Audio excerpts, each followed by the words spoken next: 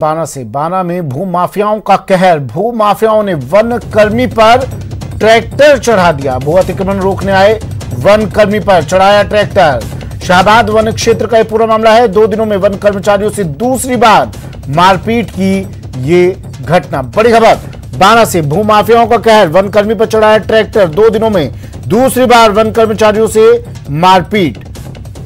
One कर्मी गंभीर रूप से घायल हुआ है। भू अतिक्रमण रोकने के लिए वनकर्मी यहां पर पहुंचे थे और इसके बाद भू माफियाओं के हौसले इतने बुलंद कि इन्हें न प्रशासन की परवाह है, न कानून की, न पुलिस की, और इन्होंने वहां पहुंचे वनकर्मी पर ट्रैक्टर चढ़ा दिया। विपिन मेरे सहयोगी फोन लाइन पर जुड़ गए हैं बारा से। विपिन, मामला क्या है पूरा? बिल्कुल, तुम्हें बताना चाहूंगा, देर रात की घटना है। रात का अंधेरे का फायदा उठाकर जो है बारा में एक खनन माफिया और भू माफिया दोनों ही ये जो है वो हावी हैं और लगातार जो है अतिक्रमण और खनन को बढ़ावा दे रहे हैं। यहाँ पर रात ऐसा ही हुआ, यहाँ पर भू माफियाओं द्वारा रात को वन क्षेत्र की भूमि पर ट्रैक्टर के माध्यम से हटाई कर अतिक्रमण किया जा रहा था। इसकी सूचना जब वन विभाग के कर्मचारियों को लगी तो रात 1:30 बजे ही वन विभाग के कर्मचारी मौके पर पहुंचे। उन्होंने वहां पर लोगों को जब पकड़ने की कोशिश की और ट्रैक्टर जब्त करने की कोशिश की। इसी दौरान जो ट्रैक्टर का चालक था उसने वन कर्मी पर ट्रैक्टर चढ़ा दिया। वनकर्मियों के साथ पुलिस जाब्ता नहीं था? जी बिल्कुल, रात के 1:30 बजे की बात थी और जो वन क्षेत्र का अधिकार क्षेत्र होता है वो इन्हीं के पास होता है। तो ये सूचना लगते ही सिर्फ ये वनकर्मी ही मौके के लिए रवाना हो गए थे और वहीं थे। ऐसे में उनके साथ कोई पुलिसकर्मी नहीं था उस वक्त पर। अब पुलिस प्रशासन क्या कर रहा है इस पूरे मामले पर? गिरफ्तारी हुई किसी की? नहीं, यहाँ पर अभी गिरफ्तारी नहीं है। रात को जब ट्रैक्टर चढ़ा दिया उसके बाद वनकर्मी जो साथी थे वो अपने वनकर्मी को संभालने में लग गए और इसी का फायदा उठाकर जो है वो चालक वहां से और उसके साथी जो है वो फरार हो गए। हालांकि अब उसकी हालत थोड़ी गंभीर है, लेकिन रात को ही उसको बारा जिला अस्पताल में भर्ती करा दिया गया था वन रक्षक को। और फिलहाल जो है वो मुकदमा जो पुलिस में भी दर्ज करवाया जा रहा है वन विभाग की ओर से अभी। तो जाहिर सी बात है कि जल्दी कहीं ना कहीं इनकी गिरफ्तारी होगी। शुक्रिया विपिन तमाम जानकारी के लिए।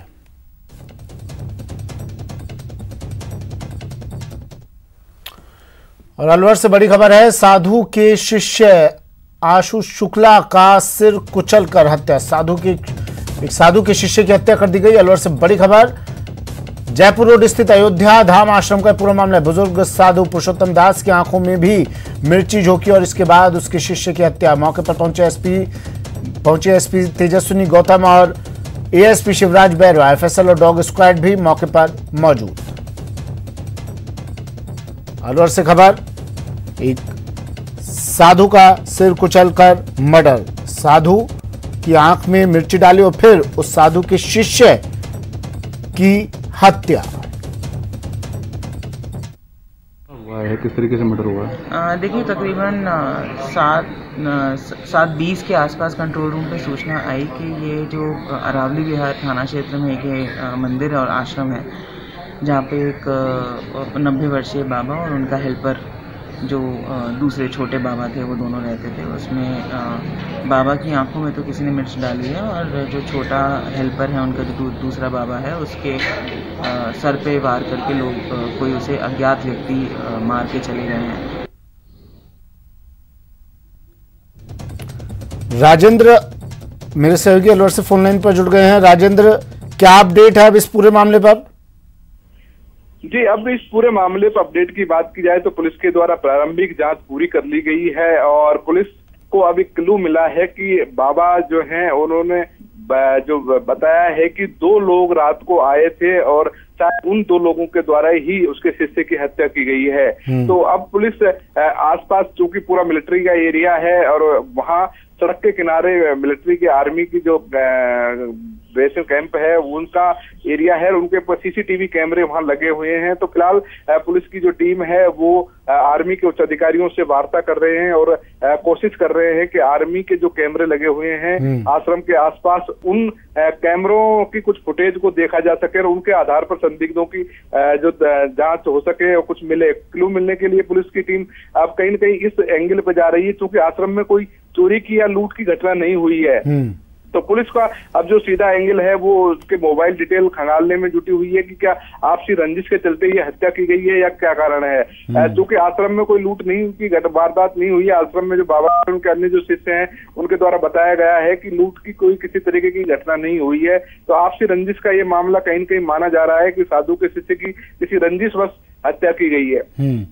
ये बुजुर्ग साधु जो है पुरुषोत्तम दास, इन्होंने कुछ बताया, उनकी पहचान कर पाए?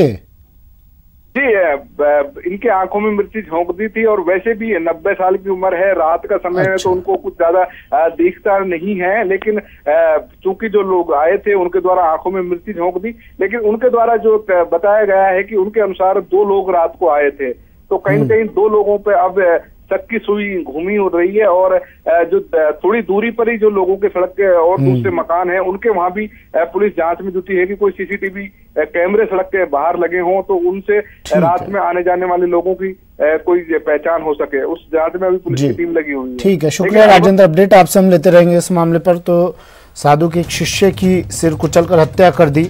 जयपुर रोड स्थित अयोध्या धाम आश्रम का पूरा मामला है। रात में लुटेरे आते हैं। अभी हालांकि लूटपाट का कोई मामला साफ नहीं हो पाया। 2 लोगों का बताया जा रहा है, 2 लोग यहां पर पहुंचे और साधु की आंखों में मिर्ची डालकर उसके शिष्य की हत्या कर यहां से फरार हो गए। और कोटा से बड़ी खबर है, बाइक चोरों पर पुलिस की कार्रवाई। पुलिस ने 3 चोरों को गिरफ्तार किया है। चोरी की 2 बाइक भी जब्त की है। बता दें कि पुलिस ने गिरफ्तार किए बदमाशों में से 2 बदमाश मोडक थाना क्षेत्र के और एक बदमाश कनवास थाना क्षेत्र का रहने वाला है। बाइक चोरी की घटनाओं को अंजाम देने वाले गिरफ्तार बदमाशों से रामगंज मंडी थाना पुलिस पूछताछ कर रही है।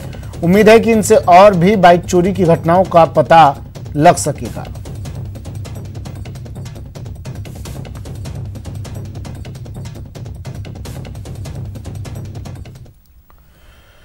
और अजमेर से बड़ी खबर आ रही है, ब्यूटी पार्लर में नकबजनी की वारदात का खुलासा। दरगाह थाना पुलिस ने 24 घंटे में आरोपियों को धर दबोचा है। 2 शातिर बदमाशों को पुलिस ने किया गिरफ्तार। बड़ी खबर अजमेर से, बड़ी सफलता पुलिस को। ये 2 चेहरे जिन्होंने नकबजनी की वारदात को अंजाम दिया था, पुलिस ने खुलासा कर दिया है। 24 घंटे में ही आरोपियों को धर दबोचा है।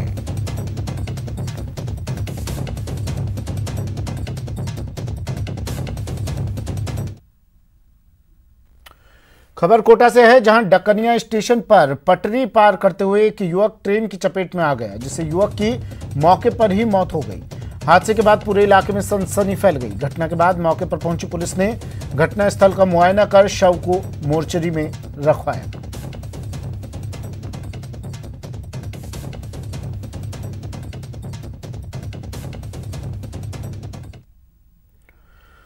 और अब हादसे की लाइव तस्वीरें आपको दिखा देते हैं जो श्री गंगानगर से आई है।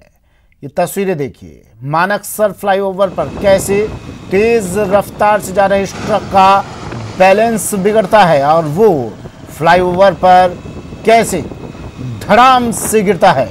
इस ट्रक में भारी भरकम कंटेनर रखा था जो सड़क पर आ गिरता है। ये तस्वीरें देखिए, सीसीटीवी की तस्वीरें।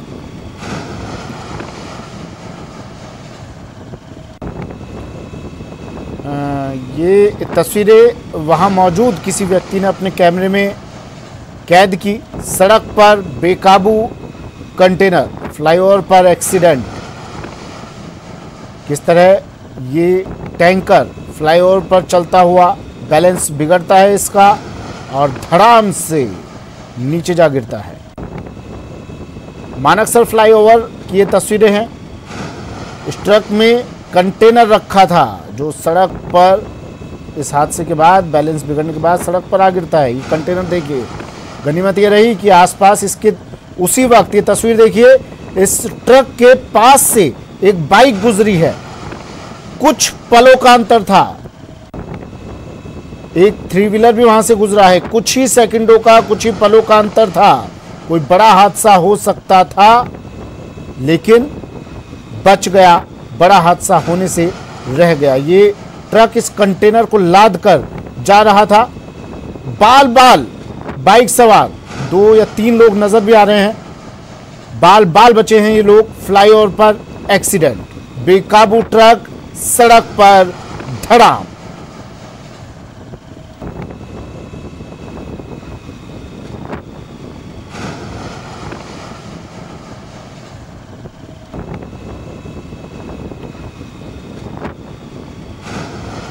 श्रीगंगानगर की ये तस्वीरें हैं। फ्लाईओवर से गुजरता हुआ ये ट्रक अपनी मस्ती में जा रहा था, लेकिन अचानक बैलेंस बिगड़ता है और अगले ही पल ये ट्रक मुंह के बल जमीन पर आ गिरता है।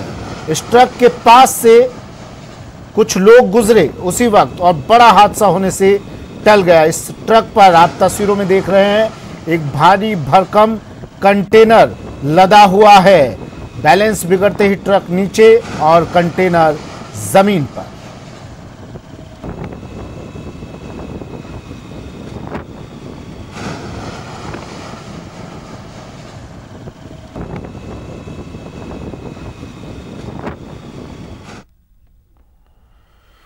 कोटा में चंद्रेसल गांव के नजदीक रेलवे ट्रैक के पास एक मगरमच्छ की ट्रेन की चपेट में आने से दर्दनाक मौत हो गई। ग्रामीण आज सुबह नदी की ओर गए तो उन्हें इस घटना का पता चला, जिसके बाद उन्होंने वन विभाग को सूचना दी। मृत मगरमच्छ की लंबाई 7 फीट के आसपास बताई जा रही है। आज रात को ये और ये अक्सर होती रहती है। यहाँ पर बहुत बार नदी में से मगरमच्छ निकलकर रात को पटरी पे आ जाते हैं। मगरमच्छ की लंबाई लगभग 7 फीट के लगभग है। भारी बारिश के कारण कोटा के रेलवे कॉलोनी थाना के खेडली पांड्या गांव की सड़क पूरी तरह बह चुकी है और अब सड़क की जगह पानी का दरिया नजर आ रहा है, जिससे काफी परेशानी का सामना करना पड़ रहा है। मजबूर लोग इस सड़क से गुजरने को मजबूर हैं, क्योंकि ये सड़क नेशनल हाईवे सहित आसपास के 15 गांवों को जोड़ती है। और बड़ी खबर, बीजेपी प्रदेशाध्यक्ष सतीश पूनिया भी कोरोना पॉजिटिव। घर पर उन्होंने खुद को आइसोलेट कर लिया है। कल ही जोधपुर दौरे से सतीश पूनिया लौटे हैं। उन्होंने इसके बाद मैसेज किया, बताया कि मेरे संपर्क में आए तमाम लोगों से उन्होंने जांच कराने की अपील की। अपने संपर्क में आए लोगों से सतीश पूनिया ने ट्वीट कर इसकी जानकारी दी। सतीश पूनिया ने ट्वीट कर लिखा कि कल प्रवास से आने के बाद कोरोना की जांच करवाई। यद्यपि मुझे लक्षण नहीं थे, लेकिन मेरी रिपोर्ट पॉजिटिव आई है और डॉक्टरी सलाह पर मैंने स्वयं को घर पर ही आइसोलेट किया है। मेरे संपर्क में आए सभी व्यक्ति अपना परीक्षण करवा लें। सचिन शर्मा मेरे सहयोगी फोन लाइन पर जुड़ गए हैं। सचिन, अब बीजेपी प्रदेशाध्यक्ष भी पॉजिटिव। बिल्कुल सुमित, जिस तरह से हम देख रहे थे पिछले कुछ अरसे में माननीय जो हैं वो एक एक करके पॉजिटिव आ रहे हैं, और खास करके जिस तरह से मंत्री हैं या जो सांसद थे, उसके बाद अब विधायकों का नंबर आया है। फिर उसमें जिस तरह से कांग्रेस और बीजेपी, अगर दोनों ही पक्षों में अगर हम देखें तो काफी कुछ जो है पॉजिटिव अब सामने आ रहे हैं। ये एक चिंता का विषय है, क्योंकि ये जो माननीय है ये सुपर स्प्रेडर का काम कर रहे हैं। लोगों के बीच में इनका सीधा जाना, उनसे संपर्क करना, जो कोरोना से बचने के जो नियम बनाए हुए हैं सरकार ने, उनकी अवहेलना करना, वो जो है कहीं ना कहीं दिखाई देता है।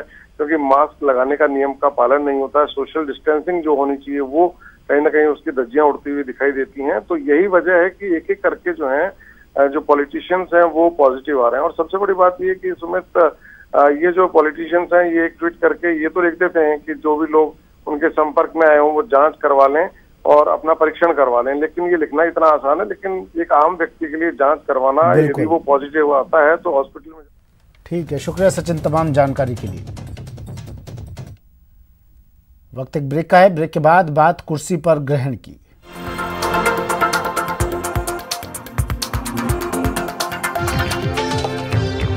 ब्रेक के बाद स्वागत है आपका। बढ़ते हैं अगली खबर की ओर। प्रदेश के बेरोजगारों के लिए अच्छी खबर है, खासकर उनके लिए जो पुलिस में जाना चाहते हैं, क्योंकि आने वाले दिनों में उनके लिए पुलिस महकमे में रोजगार के कई नए मौके खुलने वाले हैं। कैसे, ये रिपोर्ट देखिए। आखिरकार आ गई वो खबर जिसका था शिद्दत से इंतजार। उम्मीदवारों का सपना होगा साकार।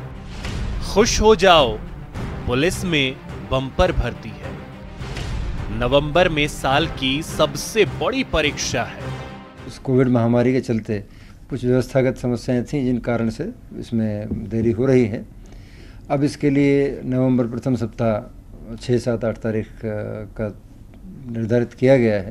कांस्टेबल भर्ती परीक्षा को लेकर सस्पेंस खत्म हो गया है। जी हां, अरसे से इम्तिहान का इंतजार कर रहे उम्मीदवारों का सपना साकार होने जा रहा है। कांस्टेबल भर्ती परीक्षा का ऐलान। डीजीपी भूपेंद्र सिंह ने किया ऐलान। 6, 7 और 8 नवंबर को होगी लिखित परीक्षा। कांस्टेबल के 5438 रिक्त पदों पर होनी है भर्ती। 17 लाख से अधिक उम्मीदवार होंगे परीक्षा में शामिल। राजस्थान पुलिस की 59 इकाइयों के लिए 5438 पदों पर भर्तियां हैं, जो काफ़ी समय से ड्यू हैं। विज्ञापन जारी होकर आवेदन प्राप्त हो चुके हैं। कांस्टेबल भर्ती परीक्षा पुलिस मुख्यालय के लिए बड़ी चुनौती है। एक तो इस परीक्षा में 17 लाख अभ्यर्थी शामिल होंगे, जिसके लिए बड़े लेवल पर तैयारियां करनी होंगी। इसके साथ ही नकल को रोकना और कोरोना भी मुश्किल खड़ी कर सकता है। बड़ी चुनौती है, लेकिन राज्य पुलिस पहले इस प्रकार की चुनौतियों का सामना करती आई है। मुझे विश्वास है कि हमारे जो भर्ती शाखा है वो इसको अच्छे सुनियोजित ढंग से आयोजित करा लेगी। बेशक चुनौतियां गंभीर हैं, लेकिन राजस्थान पुलिस ने भी ठान लिया है कि अब और इंतजार नहीं करना है। तो मौका खुश होने का है उन उम्मीदवारों के लिए जिनका सपना अब साकार होने वाला है। न्यूज़ 18 राजस्थान के लिए जयपुर से सौरभ गृहस्थी की रिपोर्ट। कोरोना की वजह से कामकाज बंद है और इस वजह से राज्य सरकार के राजस्व में भी भारी कमी आई है। इस कमी की भरपाई के लिए राज्य सरकार ने गैर जरूरी खर्चों में बड़ी कटौती का फैसला किया है। आइए दिखाते हैं क्या है वो फैसला। कोरोना अपने साथ हजारों मुश्किलें लेकर आया है। उन्हीं मुश्किलों में एक है प्रदेश सरकार के राजस्व में कमी। इस कमी को पूरा करने के लिए तरह तरह के उपाय किए जा रहे हैं। बुधवार को पहले वेतन में कटौती का फैसला किया गया और गुरुवार को कुछ और अहम फैसले लिए गए। एक एक कर बताते हैं क्या हैं वो फैसले। सरकारी यात्राएं कम से कम की जाए। ईएल के बदले नकद भुगतान फिलहाल स्थगित। यथासंभव वीसी के जरिए बैठकों का आयोजन। अधिकारी इकोनॉमी क्लास में हवाई यात्रा करेंगे। एग्जीक्यूटिव बिजनेस क्लास में यात्रा पर रोक। राजकीय व्यय पर विदेश यात्रा पर प्रतिबंध। नई गाड़ियों और दूसरे उपकरणों की खरीद पर रोक। नए कार्यालयों की स्थापना पर पाबंदी। राजकीय भोज पर प्रतिबंध। ऑनलाइन प्रदर्शनी और वेबिनार पर फोकस। प्रभारी सचिव और विभागाध्यक्ष बने जिम्मेदार। ये वक्त ही ऐसा है कि ऐसे खर्चों में कटौती जरूरी है। लिहाजा सबका कर्तव्य है कि वो अपना फर्ज निभाएं और प्रदेश के विकास में सहभागी बने। न्यूज़ 18 राजस्थान के लिए जयपुर से गोवर्धन चौधरी की रिपोर्ट। कोरोना संकट के कारण जनजीवन तो अस्त व्यस्त है ही, प्रदेश की सियासत में भी एक तरह का ठहराव आ गया है। एक रिपोर्ट देखिए। कोरोना ने प्रदेश में कांग्रेस के कई नेताओं और कार्यकर्ताओं का राजयोग बिगाड़ दिया है। राजनीतिक नियुक्तियों के इंतजार में बैठे कांग्रेस के नेताओं और कार्यकर्ताओं का इंतजार कोरोना के चलते और लंबा हो गया। जी हाँ, कोरोना ने फिर कांग्रेसियों का राजयोग अटका दिया है। अधर में बोर्ड निगमों के अध्यक्ष की भी नियुक्तियां। 52 से ज्यादा बोर्ड निगमों में अध्यक्ष सदस्यों की नियुक्तियां होनी है। 8 नए मंत्री बनने हैं। 20 से ज्यादा सदस्य सचिव बनाए जा सकते हैं। 10,000 से ज्यादा राजनीतिक नियुक्तियों पर ग्रहण लग गया है। नियुक्तियों पर सालाना 100 करोड़ के आसपास खर्च होंगे, तभी एक साथ बड़ी तादाद में राजनीतिक नियुक्तियों पर ब्रेक लगेगा। खर्चों में कटौती के सर्कुलर से भी सत्ता समीकरण बिगाड़ने की संभावना है। सरकार का पहले मार्च तक राजनीतिक नियुक्तियां पूरी करने का टारगेट था। इसके लिए सभी मंत्रियों और विधायकों से उनकी पसंद के कांग्रेस कार्यकर्ताओं की सूची भी मांग ली गई थी। प्रदेश प्रभारी अविनाश पांडे ने 16 फरवरी को सीएम निवास पर हुई कांग्रेस समन्वय समिति की बैठक के बाद मार्च के अंत तक राजनीतिक नियुक्तियां करने का दावा किया था, लेकिन कोरोना की वजह से ये पूरी कवायद अटक गई और फिलहाल कुर्सियों पर ग्रहण लग चुका है। ये ग्रहण कब तक और कितने दिनों तक लगेगा, इसका कोई अंदाजा नहीं है। न्यूज़ 18 राजस्थान के लिए जयपुर से गोवर्धन चौधरी की रिपोर्ट।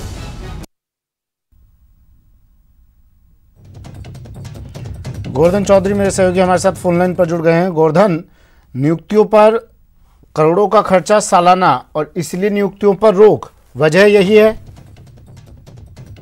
देखिए, कल जब सरकार ने मित्रता सर्कुलर जारी कर दिया और गैर जरूरी खर्चों पर कटौती कर दी, तो ये मार्च तक की पूरा जो मित्रता सर्कुलर है ये अस्तित्व में रहेगा। तब तक मार्च तक मतलब ये जब तक ये मौजूदा वित्त वर्ष चलेगा तब तक गैर जरूरी खर्चों पर सरकार की पाबंदी रहेगी।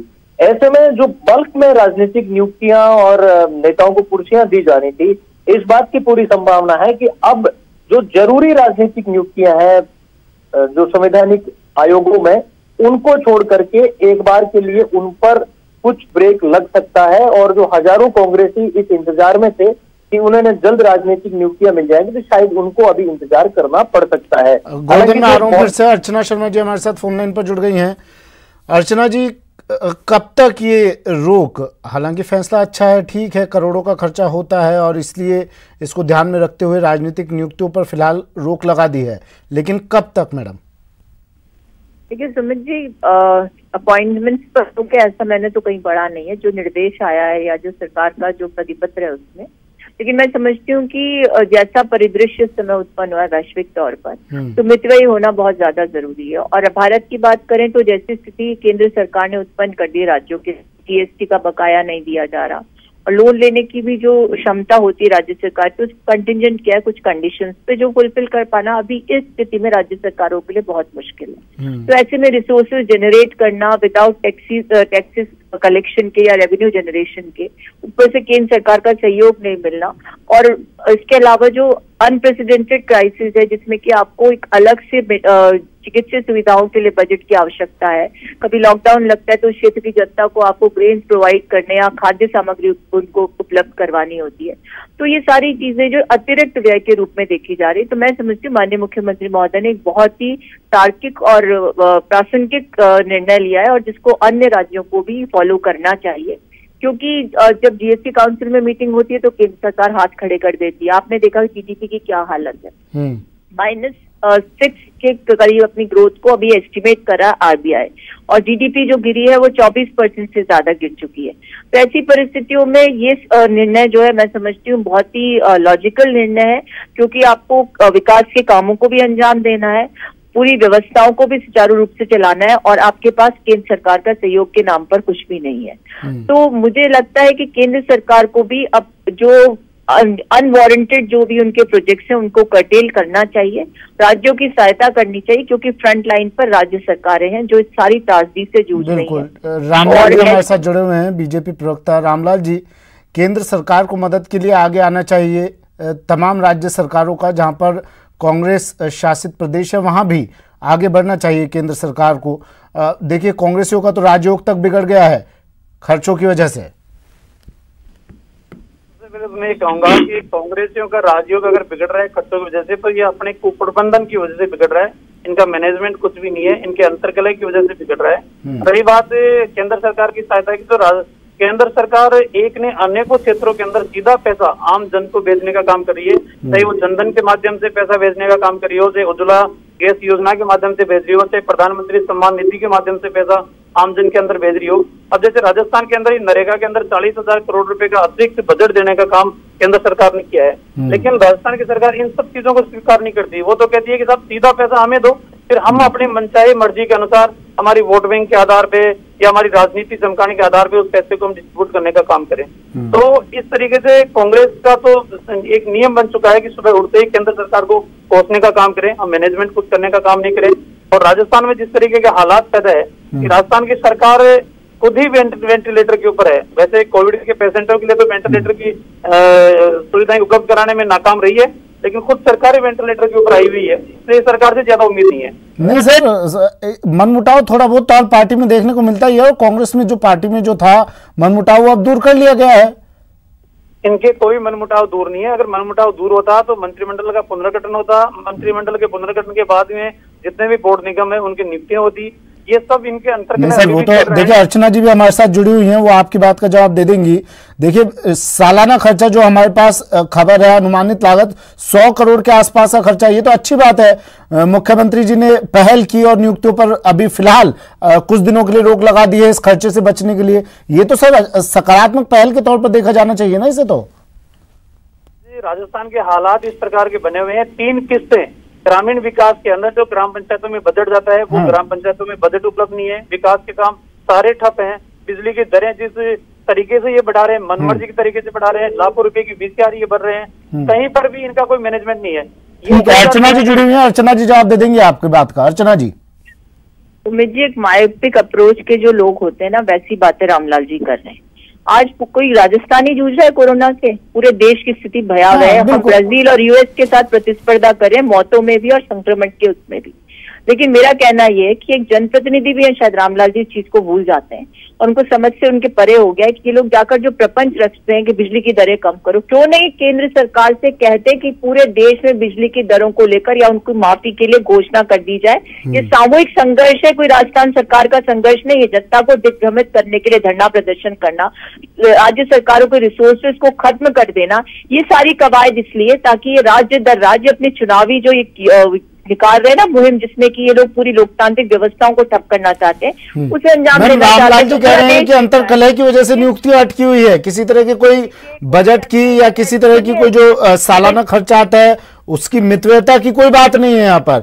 ये बात सिर्फ अंतरकलह को लेकर और इसीलिए नियुक्ति अटकी हुई है, रामलाल जी का कहना है ये। देखिए सुमित जी, रामलाल जी क्यों कह रहे हैं वो सब समझते हैं, लेकिन आप तो तार्किक विवेचना करने वाले में से माने जाते हैं। आप समझिए, हमने किसको इनहेरिट किया, इनका छोड़ा हुआ राज्य, यानी खोखला था खजाना। उसके बाद जब हम आए थे कोरोना त्रासदी आई, एक अनप्रेसिडेंटेड क्राइसिस आया, उसके बावजूद इंटरनेशनली हमको एक्लेम किया जाता है, ये कहा जाता है कि राजस्थान सरकार मैनेजमेंट कंटेनमेंट में अव्वल है। उसके साथ ही यहाँ पर कोई भूखा नहीं सोया, तो ये हमारी उपलब्धि है और इनको भी इस पर गर्व होना चाहिए राजस्थान वासी होने के नाते। लेकिन इनके साथ समस्या ये है कि ये सरकार को अस्थिर करते हैं, उसका प्रयास करते हैं तो इनको बड़ा अच्छा लगता है, जबकि इनके पास नंबर्स नहीं होते और मुक्की खानी पड़ती है। उसके बाद इनके नेता जो उपनेता प्रतिपक्ष हैं वो बयान देते हैं 6 महीने बाद सरकार फिर गिर जाएगी, तो लोग हंस रहे हैं अब इनके। अर्चना जी, एक संक्षिप्त में एक आखिरी सवाल आपसे पूछूंगा, हालांकि इस टॉपिक से अलग थोड़ा सवाल है। 100 करोड़ के आसपास खर्च और इसलिए मुख्यमंत्री ने नियुक्तियां रोक दिया, अच्छी बात है, हम खुद इसकी तारीफ कर रहे हैं, लेकिन आप कह रही हैं खाली खजाना छोड़कर गई थी पिछली सरकार, उसके बावजूद होटल में जा जाकर 5 स्टार होटलों में रुके हैं तमाम लोग। ये सवाल बीजेपी बार बार उठाती रही है। 5 स्टार होटल में तो ये भी रुके हैं, लेकिन एक मुझे बताइए, प्रदेश की जनता का जनादेश प्राप्त बहुमत की सरकार को आप खरीद फरोख्त के आधार पर, प्रलोभन के आधार पर, उस पर एजेंसीज का दुरुपयोग करके अस्थिर करने का प्रयास करें तो कहीं ना कहीं तो रुकेंगे ही। और होटल बिजनेस तो कहाँ चल रहा है कोविड के कारण, और सबने अपना पार्टीज का फंड उसका खर्चा उठा रही है। तो मेरा सिर्फ कहने का तात्पर्य ये है सुमित जी की अर्थव्यवस्था कोविड के कारण नहीं गिरी है, ये कुव्यवस्थाएं आर्थिक रूप से अक्षमता सोच की, उसने 2016 से ही अर्थव्यवस्था को गर्त में डाल दिया। ठीक है, डिमोनेटाइजेशन। ठीक है मैम, शुक्रिया मैम अपना वक्त हमें देने के लिए। अर्चना जी और रामलाल जी आपका भी शुक्रिया बात करने के लिए, अपना वक्त हमें देने के लिए। रामलाल शर्मा जी हमारे साथ जुड़े, अर्चना शर्मा जी हमारे साथ जुड़ी। अभी फिलहाल नियुक्तियों पर कुछ दिनों के लिए